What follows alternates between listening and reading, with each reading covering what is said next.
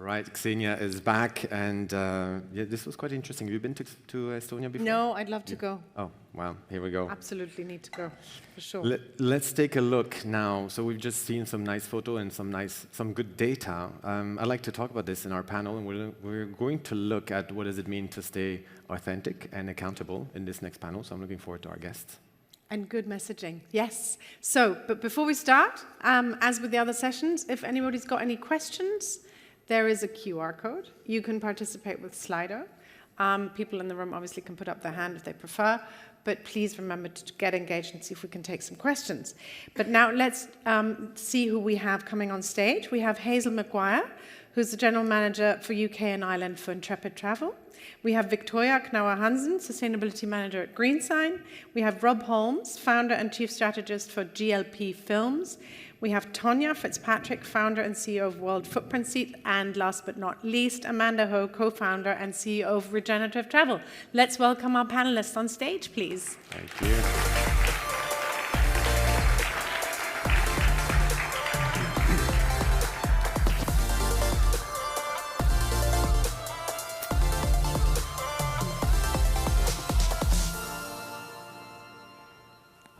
Right, thank you so much. It's great to have you here on board, and we're going to dive straight into it. I have Hazel next to me, Intrepid Travel. Maybe you can tell us a little bit about Intrepid for those who don't know, and also whether you've seen already a shift a little bit in how the expectations that consumers have in terms of the way you communicate to them.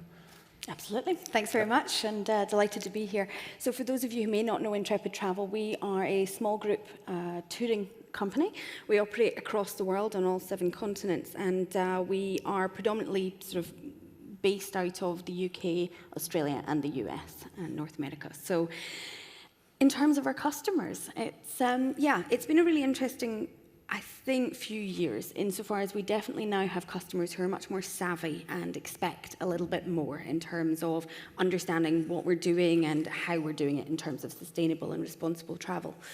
So I think that's definitely true. That said, and perhaps, to be honest, Intrepid Travel is slightly different from some of my colleagues here with us on stage, in that I don't think at this point sustainability and responsible travel is the predominant factor for our customers in their decision making at this point. I think they are considering where they want to go, what they want to see, and when they want to travel as well. So I think there's a balance there still in terms of striking between the two. And I think for me, the whole thing around responsible travel is not about making customers feel bad. At the end of the day, we're in the world of selling holidays, and we want people to enjoy them. The whole point, we feel, really is about showing people and demonstrating when they're on that tour what responsible travel and what responsible tourism can do, and the benefits that it brings, not only for the customer, but also for the communities that we're visiting. And to sort of sum up, I guess, whilst it's not a decision-making factor, sort of number one decision-making factor, what it is something that really does swing our satisfaction scores. So where we have a tour leader on a tour who really nicely weaves sustainability and responsible travel through the tour, explaining it kind of all the way through, our scores for those customers are much, much higher, which is very interesting. That is interesting. That's good, and good to know. And that leads us on actually to Amanda. Have you experienced a shift in the consumer demand? And also, from your perspective, has the traveller's trust in the industry about the communication of sustainability, how is that ranked for you? I would also have to tap onto what you say in general. I think that there is still a long way to go in terms of how consumers are also interpreting and understanding even what regenerative travel and what sustainable travel is. I think also, to take a step back, we believe that regeneration really starts from within, and it really is how you want to experience a destination. So you think we have to go back to the basics of how do you want to actually interact with the community and interact with the place, and that really starts within yourself and how you want to actually then go out and actually plan your trip. So I think it goes back to also what you said about also how every travel provider has an opportunity on the planning of the experience of how to actually weave in sustainability. And we see that from our properties and how they also now are including a tourism levy or conservation levy, at least 2% per day or per night.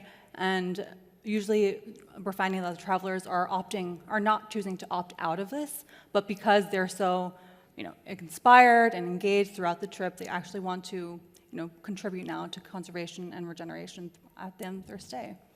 All right, so some insights about consumers. Let's turn to you, Rob. You can say a few words about GLP films as well for the audience who just doesn't quite know. You're creating content. Perhaps you looked at this from a slightly different angle from Amanda and from Hazel here. I'd like to know, how do you go about the film and about the messaging when you talk sustainability actually in those films?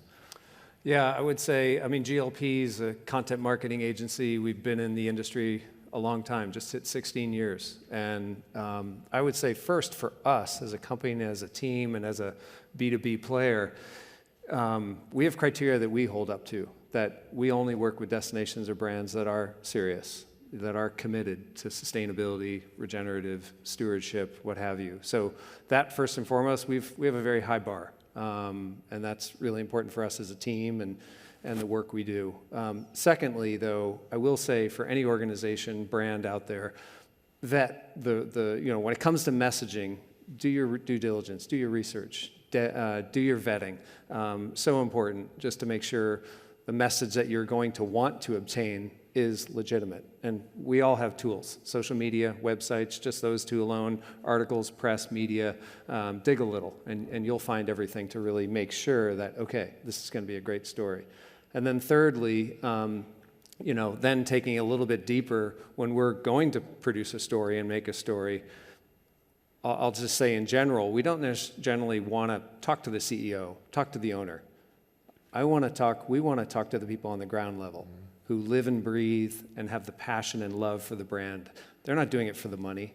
They're doing it because they love what they're doing. They love if you're a guide, you have this amazing one-on-one experience with guests and visitors. So, we definitely have to educate brands and destinations on making sure we're talking to the right people. And brands trust us, and that's the part I really appreciate. If you're in the industry and you do good work and people let you do the great work that you do, we ultimately find the right voices and the right messaging, talking to the right people. Well, so I've taken a few notes about this idea of commitment and the due diligence and the work that needs to be done. And I think data and storytelling are going to come into the game at some point when we discuss. I'll turn to you, Tonya, with a similar topic in some ways, because at World Footprint, again, you can say a few words about your company as well. Storytelling is important. It moves people. Data is perhaps good to support and data benchmarking, but it doesn't necessarily move people, but storytelling will. And so perhaps a similar question to you, how do you balance both, and how do you go about storytelling when you actually want to communicate sustainability, and how do you ensure that it is an authentic and accountable and believable message? Yes, thank you. So World Footprints is a social impact travel media platform. It includes our podcast, we're a multimedia platform, and the name itself reflects the footprints that we leave on this earth. We go about storytelling. My husband and I don't necessarily do a lot of data-driven stories. But when we do focus on sustainability and the impact of initiatives and the effectiveness of various initiatives, we actually write them like a legal brief. We're both lawyers, too. So it's about collecting that evidence, connecting the dots, telling a credible story with the due diligence that Rob alluded to, and making sure that we're offering something very authentic. And if you think about what storytelling is a mechanism that really connects people, either emotionally or intellectually, mostly emotionally, and that causes them to act, to discover, to investigate, to comprehend. And if you're telling a cause-based story, an investigative story, you can't tell it without having the data to back it up. It's imbalanced. And I think what we do is we also include a very powerful element, and that's visual imagery, whether it's video or photography. For our podcast, we include audio from the field, sounds from the field that really create collectively a very powerful story. So that's how we balance those. Mm-hmm. Thank you. And Amanda, for you, because also you've chosen regenerative travel, right? I'm suspecting very specifically you chose that word. But how do you, when you do the storytelling around regenerative travel, how do you use data to back regenerative up? Do people have enough understanding yet of that data? I think also just to back it up in terms of understanding what regeneration means, one of the core principles is also community inclusion and partnership. So everything needs to be done with the community in mind, understanding what they need. And any hospitality project should really ask the community, okay, what do you need? And then just go from there in terms of developing their experiences and design. So I think in storytelling, there's a huge opportunity to actually use indigenous-led voices, community voices to really amplify what the project is actually contributing to. So I think I love the SureFast economic nutrition model from Fogo Island Inn. They document exactly where each bed night goes. So it looks at admin fees, property fees, surplus, and then also where the money goes back to on a regional, country, and also broader basis from a country level. So really educating the consumer exactly where their money is going and who they're helping when they support each property that they visit. I think that's really where we need to make more of a connection to consumer and understanding where exactly their money is going. So who am I supporting with my dollar? Yeah, putting a face behind that money that you're putting down. I love that.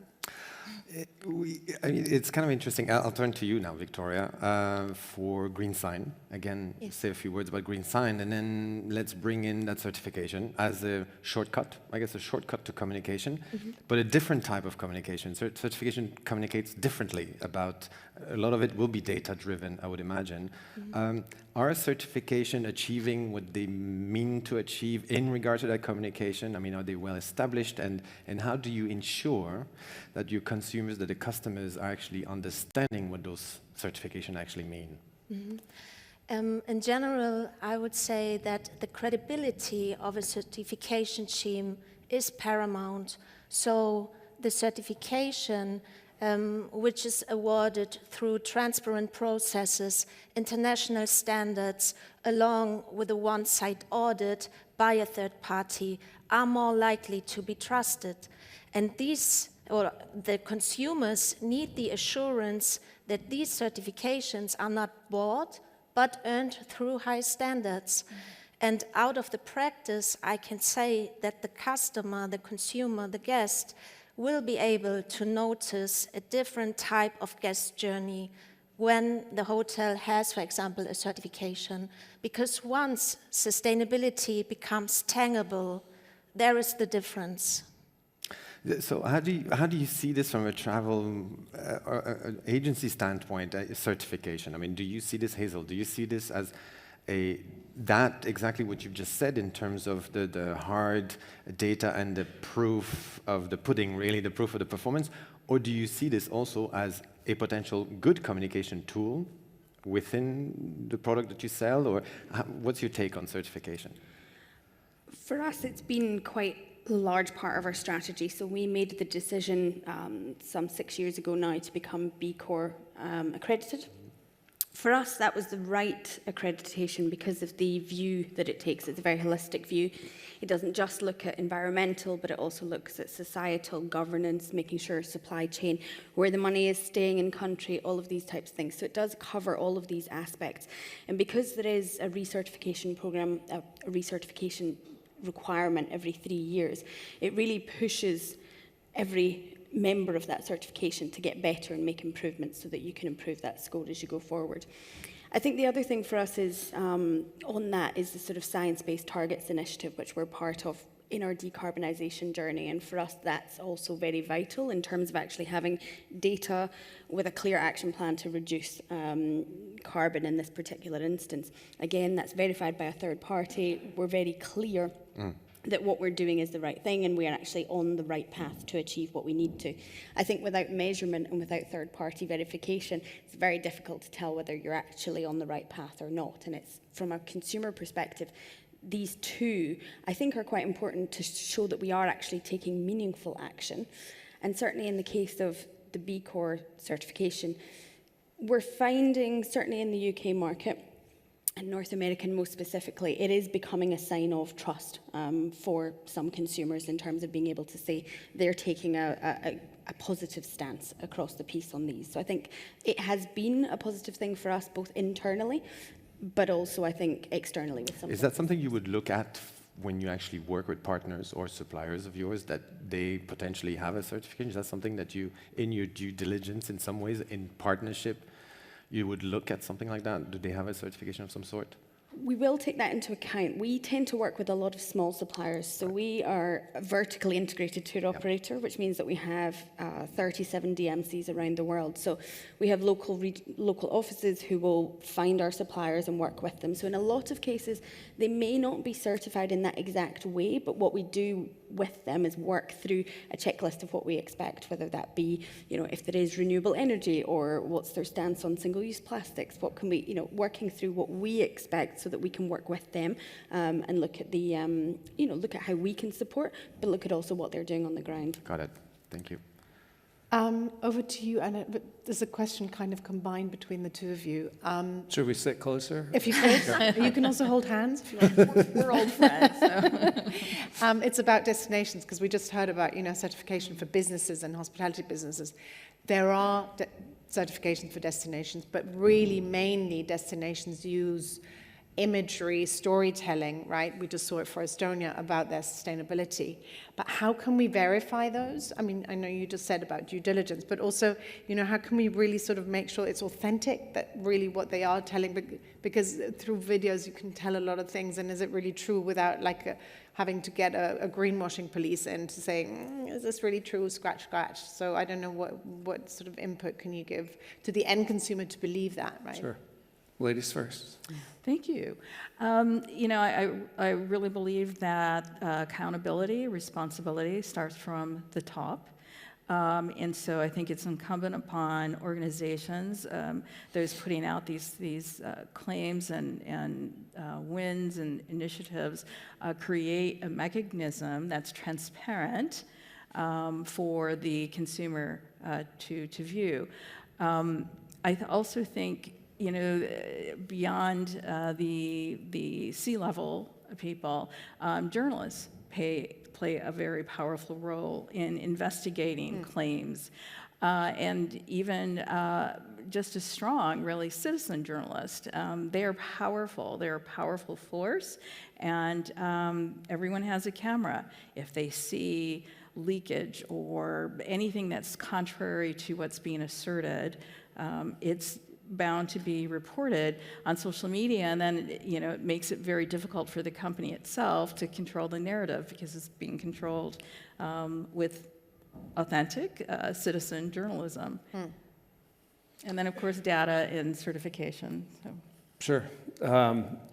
I've talked about this before, just on platforms like LinkedIn. How we kind of look at greenwashing is really, we divide it into intentional and non-intentional. So on the non-intentional side, people know GLP for our storytelling, but really there are a lot of brands out there and small organizations that are not trying to purposely greenwash. It's innocent. They're not trying to do it. They need to be educated. And so a lot of the work we're doing now, surprisingly, how things pivot and change, we're doing a lot of strategy and support and helping these brands and destinations, because sustainability, probably one of the more overused, overheard terms. It's tough, when you hear that. But I will say, post-COVID, people are aware. It's a term that people are aware that, okay, we need to look at that. Now, how do we do it? Everyone has their own opinion and view on what is sustainability to a destination, to a hotel. So education plays a crucial role on the non-intentional. On the intentional side, my opinion, call them out. Call these brands out. I mean, we have to. First, I look at the trade side, B2B. That's our job, being in this industry. Be a voice. Talk about it. Call it out. We've seen this. We've seen this. Actually. You've seen this. We've seen this. Because ultimately, it stimulates a conversation. It stimulates a dialogue. You get voice participation from a lot of different players, different viewpoints, and that's on the trade. Then it will have a trickle effect into the media. You'll get journalists who will see this and say, okay, this is something's happening here. They'll talk to their editors. They'll then see, those top 10 things you should look for to legitimize a hotel or a destination for sustainability. So it will have that trickle down effect. I don't think we're just preaching to the choir in the B2B community. It will go down eventually to the consumers. The media plays a huge role in that, and ultimately it will get out there. And so you just have to trust the process, and speaking up and just speaking your opinion is really powerful. I like that. Yeah, so if we look a little bit into the EU Green Claims Directive, you have things such as, of course, we have this whole plethora of carbon neutrality claims everywhere, and net zero, and environmentally friendly this, and grandmother's recipe that, and etc.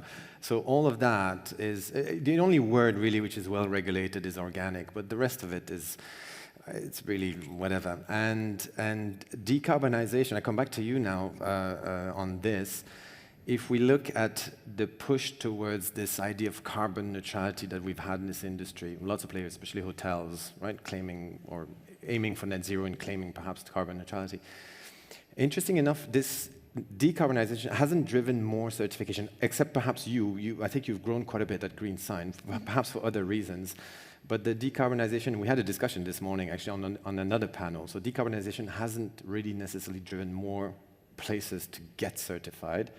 But the argument that was made this morning is that biodiversity might. It just might, simply because of the intricacies, I guess, the complexity behind the metrics behind biodiversity, which carbon is carbon. It's kilograms of carbon dioxide emissions per whatever. Biodiversity is more complex, and there's the argument that perhaps biodiversity will be that driver for better and more certification, to actually show this is my risk, my dependencies, my impact, etc. Do you see it this way? I mean, is biodiversity something that you talk about particularly at GreenSign, and do you see that being a potential push in the coming years, as companies they'll have to show their commitment, they'll have to show their performance, and it's complicated, and I think that's the work of certification to go at it. Yes. Yes, of course, biodiversity is one core point out of 8 what we look at during the certification process. And funnily enough, a lot of city hotels are very good in this core because they really understood the responsibility they have in this field. So, are you talking particularly on the biodiversity front? Yes. This is interesting, no? Yes. I mean, this is a bit unusual, actually. We were talking this morning how amazingly hotels that are close to a nature reserve, they clearly understand the value of biodiversity, but that perhaps the hotels in the city, they just think, oh, whatever, who cares about biodiversity, even though all the breakfast depends on biodiversity. But nevertheless, I find this interesting. You say that, actually. And this is from evidence from you working with the hotels that say... Well, no, yeah, I mean, during the process of the certification, they get inspired to take even more care in what they already do. But that's why I'm mentioning it, because many people don't believe that even city hotels can be very good in biodiversity. And I think that is what a certification is doing as well, to inspire the management, to inspire the leadership, and to inspire to take everybody onto this sustainable journey. And out of the practice again, that's why many GMs or many hotels actually start by choosing a certification. Can we ask something to Amanda with this? Can I jump in? Yeah, no, I wanted to ask something to Amanda, slightly with this, but more towards, sort of, Amanda, you've got 1 foot, as you just told me, in New York, and 1 foot in Europe now, in Lisbon, right? And we were talking about, I think certifications come in and biodiversity into my question as well, is this changing regulation, right? And we had this morning, you go away on holiday and there's a new EU regulation coming out, and we've got one on greenwashing here. So how do you in America, it's become very politicized, part of it, and in Europe we're trying to regulate it. So how do you navigate that as well in communication? Well, I think going back to just what we do in our work with regenerative travel, we represent a community of hotels and now DMCs and tour operators that are all committed to this mission of sustainable and regenerative travel. We also now are requiring all of our accommodation providers to report in key metrics of impact throughout the year. So they have to report on waste, water and energy, cultural heritage, and all community initiatives. We've also partnered with WEVA, who you might be familiar with as our preferred data collection provider. And it's definitely been, I'll be honest, it's been a journey to get all of our hotels to committing to reporting data because it takes resources. It takes a lot of work for them to integrate it throughout their operations. They have to get their GM involved, front of house, various staff members to all be reporting in data. And it's like pulling teeth to get our hotels to be reporting in this impact. But now with the EU Green Claims Directive, it will be a mandate if you want to really be able to claim that you're sustainable or make these claims around green or regeneration. So definitely seeing that is the core focus of a lot of our work now is being able to promote our hotels to actually collect data. But we're baiting them with the fact that if they collect data at the end of the year, they can produce an impact report. And that's a powerful tool in being able to communicate everything that they're doing from a community, but also environmental level. Maybe there's only a few more minutes, so if you have questions, make sure you send those on Slido right away. I want to throw something in as well out here. We've seen in the US recently the letters ESG. It's becoming really a problem. It's a political problem, in fact. Right? It's been hijacked as on a right or left issue. And nevertheless, it's been hijacked, and it's becoming sort of I'm getting emails and messages saying, oh, ESG, we shouldn't be using those terms anymore, simply because of a political. Do you have a feeling that this is something that is going to move over to this part of the world, and that the use of words like ESG is becoming problematic? Do you see this as, is this something that you would use anyways? I think, obviously, Amanda, you use regenerative, and of course there's a lot to be said about this, but are you aware, or do you see this as being potential a problem, the use of specific words because of political issues in our fields? Anyone wants to tackle that one? Well, we're in a political year, so... That's right. Yes. Yeah. Of course. I'll just say it really doesn't filter in our world, the work that we're doing. It's more focused on, stewardship, sustainability, regenerative, really just how destinations. But I see personally ESG more on the corporate side, more the private sector. For standards and and I would say more old school, not in a bad way, but more on the corporate side.